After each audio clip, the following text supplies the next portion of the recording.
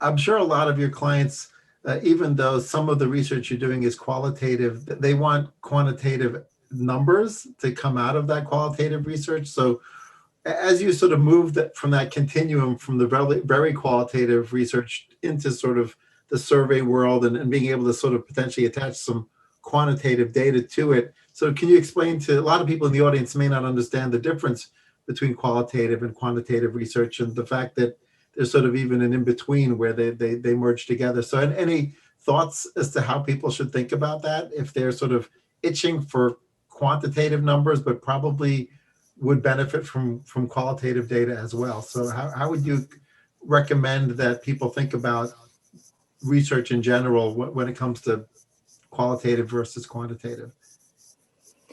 Yeah, it's a great question. And I think I touched on this very briefly, but in a very rudimentary, very simple way, think about qualitative as your sort of, discussions, whether that be one-on-one or in a group. So they're almost like we said, softer metrics, right? You're listening, you're hearing, you're forming hypotheses. And that's why a lot of the time qualitative is designed to be exploratory.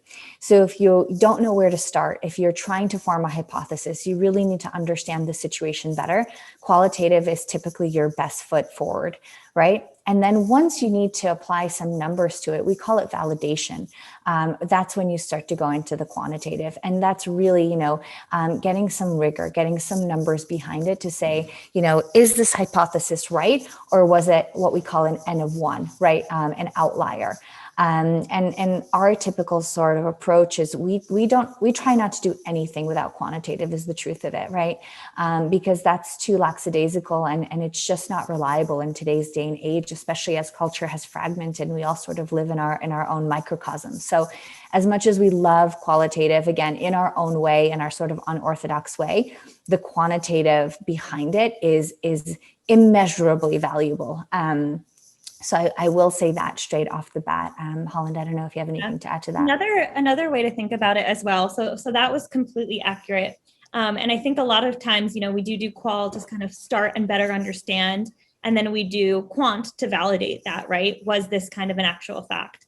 Sometimes we want to come back to qual to get at the why, right? So we understand our hypothesis. Now we know what people are doing, but we need to get in depth and we need to understand why. And that's where qual can help again. Why is that the specific behavior you're taking? We know a lot of people are doing it, but tell us a little bit more. So you can also think of it as that as well. A lot of times quant is around the what and qual is around the why.